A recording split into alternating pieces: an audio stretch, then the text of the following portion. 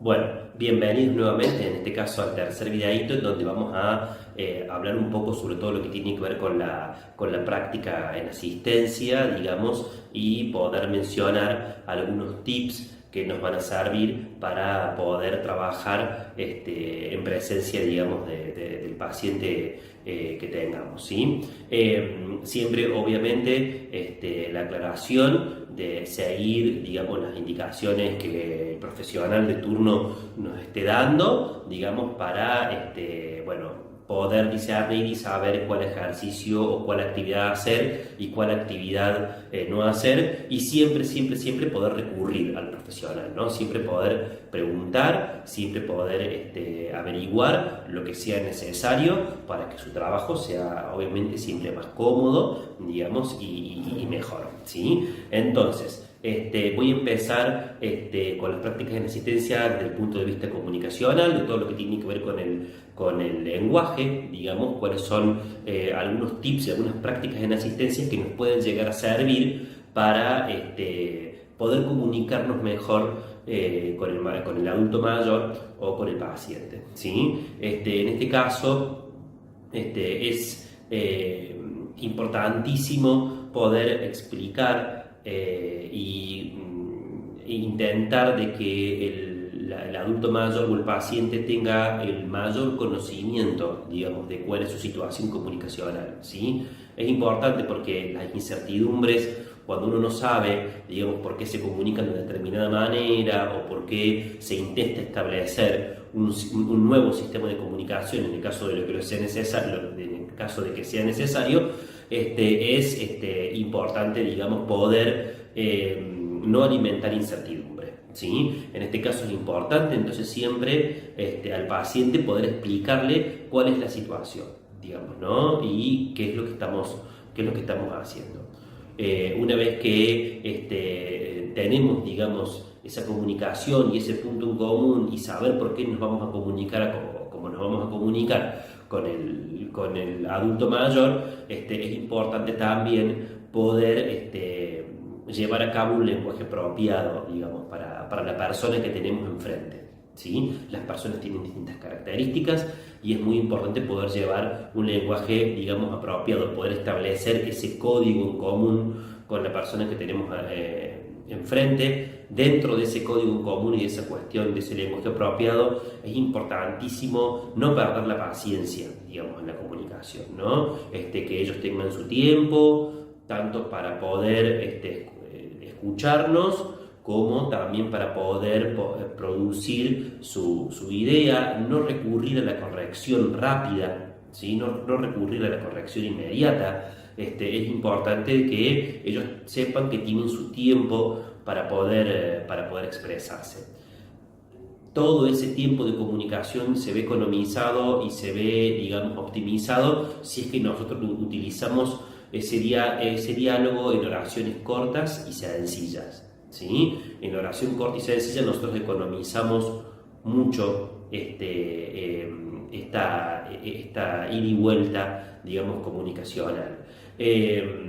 También, obviamente, que nosotros podamos hablar en forma pausada, ¿sí? Podamos hablar en lo posible bien articulado, con un lenguaje bien articulado, intentar que la persona esté cara a cara, no hablarles de espalda, no hablarles tanto de costado, sino que ellos puedan mirarnos frente a frente para también poder favorecer la lectura de labios y otras técnicas que el adulto o la persona mayor o el paciente tenga a disposición también, digamos, ¿no? En el caso de que sea necesario, con paciencia hay que repetir las oraciones, hay que repetir la consigna, ¿sí? Siempre es bienvenida la utilización gestual, ¿sí? Siempre es muy bienvenida la utilización gestual y evitar distracciones, ¿sí? Que no haya un televisor prendido, que no haya mucho ruido ambiente, ¿sí? Siempre es bienvenida esta cuestión de que no haya muchas distracciones. Y también es importante que nosotros podamos prestar también atención a su gestualidad, ¿sí? A la gestualidad que ellos hacen. Eso nos va a ayudar a nosotros también a rápidamente comprender lo que ellos nos están diciendo. y de esa manera, digamos, también poder economizar el proceso comunicacional. Quizás ya a nivel un poco más social, es importante estimular la comunicación activa, digamos que haya un ida y vuelta, ¿sí? Al ritmo que sea, pero que pueda haber ese ida y vuelta, ¿sí? Que si es necesario podamos utilizar distintos medios de comunicación, ya sea en forma oral, en forma gestual, en forma gráfica, como sea, ¿sí? Pero poder utilizar la mayor cantidad de herramientas que tengamos a disposición nosotros, poder estimular los encuentros sociales con esa persona para que esté estimulado para poder hablar, porque si no, también el hecho de no poner en ejercicio el lenguaje, el hecho de no poner en ejercicio la comunicación, en cierta forma también va a favorecer el deterioro de esa función. Entonces siempre poder estimular los encuentros sociales y poder valorar obviamente poder valorar la opinión, ¿sí? De esa persona, ¿sí? Poder valorar lo que la otra persona está pensando respecto de determinado tema, ¿sí? Me parece que estos tips son importantísimos para que podamos tener ahí en el momento, digamos, de la práctica, digamos, una muy buena comunicación. Bien, así como estamos hablando sobre todo lo que tiene que ver con la comunicación y con el lenguaje, también tenemos que prestar mucha atención, digamos, a todo lo que es la parte de la voz del adulto mayor. Como decíamos anteriormente, esta función también se ve deteriorada por las cuestiones musculares y hace que los adultos mayores tengan una mayor fragilidad vocal, digamos, puedan estar difónicos con mayor facilidad, y me parece que hay ciertos puntos, digamos, que es importante tener en cuenta en la práctica y en la asistencia para poder prevenir todo ese tipo de situaciones que haga que una persona se quede sin voz o el adulto mayor no pueda comunicarse por la falta de fonación, ¿sí? En este caso es importante siempre como primer medida que el adulto mayor esté muy bien hidratado, ¿sí? Con una muy buena hidratación, consumir mucho líquido, pero dentro de la consumición de ese líquido tener cuidado con obviamente el consumo de alcohol, con el consumo de cafeína o mucho mate, cualquier elemento que pueda llegar a ser diurético, ¿sí? Al ser diurético claramente nos quita el líquido del cuerpo, digamos, hace un efecto de deshidratación y hace que nuestra garganta se reseque mucho, que nuestras cuerdas vocales se reseque mucho, y eso puede generar alguna pérdida de voz. Claramente, obviamente, es importante que el paciente no fume. En el caso de que lo haga, intentar fomentar a que lo haga al menos lo menos posible, y que claramente no esté en un ambiente de fumadores, digamos, ¿no? Que nadie que esté alrededor se encuentre fumando, ¿sí? Es importante también cuidar las comidas, que no sean comidas irritantes, como comidas picantes o salsas muy fuertes, o muy o extremadamente condimentadas, ¿sí? Eso genera una irritación, y por lo general termina generando además también un efecto de reflujo gastroesofágico que hace que también tengamos algún tipo de alteración vocal o de disfonía, ¿sí? Junto con estas cuestiones irritantes es importante también tener en cuenta la temperatura de los elementos que estamos ingiriendo, que no sean ni extremadamente fríos ni extremadamente calientes, que sean frescos, ¿sí? O que sean tibios o calientes, pero en una medida que no sea extrema, ¿sí? Es importantísimo cuidar esta cuestión de la temperatura de los alimentos para que no genere ningún tipo de irritación, y los cambios irritantes para que no generen además también esta cuestión de la acidez frecuente o reflujo gastroesofágico, gastritis, que puede llegar a alterar, ¿sí? La parte vocal, ¿sí? Porque se irrita toda la mucosa donde está alojado, digamos, donde se origina la voz, ¿sí? Y por último, claramente, bueno, cuidar la cuestión de la temperatura ambiente, ¿sí? Estar en un ambiente que no sea ni extremadamente refrigerado ni extremadamente calefaccionado, ¿sí? Esos tips son importantísimos en la práctica en asistencia para cuidar la voz del adulto mayor. Bien, ahora vamos a hablar un poco de las prácticas en asistencia con respecto a la audición. Aquí cabe aclarar que más allá, digamos, de la sintomatología que nos puede llegar a acarrear, digamos, una patología prevalente, digamos, también hay que tener en cuenta que los adultos mayores también pueden tener problemas de audición debido a las otitis, ¿sí? O a tapones de cera. Entonces, por eso es importante, digamos, tener en cuenta estas prácticas, ¿sí? Es importantísimo, en el caso de que sea necesario, de poder proteger el oído, en el caso de que se encuentren en un ambiente ruidoso o se dirijan hacia un ambiente ruidoso, siempre la utilización de tapones es bienvenida siempre y cuando sea momentánea, digamos, ¿no? Nunca es bueno, digamos, estar obviamente en ningún ambiente ruidoso constantemente y por ende la utilización, ¿sí? Del tapón, del tapón auditivo. Pero es importante, digamos, poder proteger el oído cuando sea necesario, ¿sí?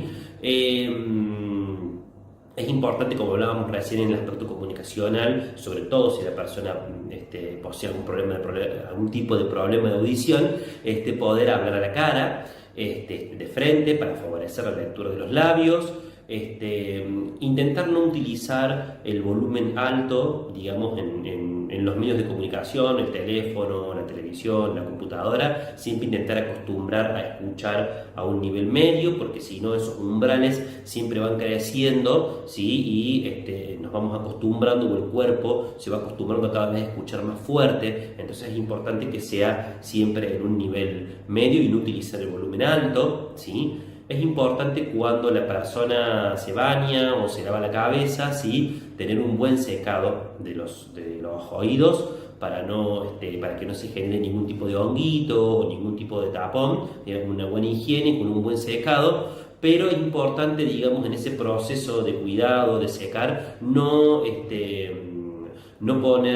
ingresar objetos extraños, ¿sí? en los oídos, ni siquiera hisopos, ¿sí? El secado tiene que ser con la toalla, por fuera, ¿sí? Puede ser inclinando un poco la cabeza, digamos, para que salga el líquido, ¿sí? Pero de ninguna manera ingresando objetos extraños que vayan a tocar la membrana timpánica, porque pueden generar algún tipo de infección, ¿sí?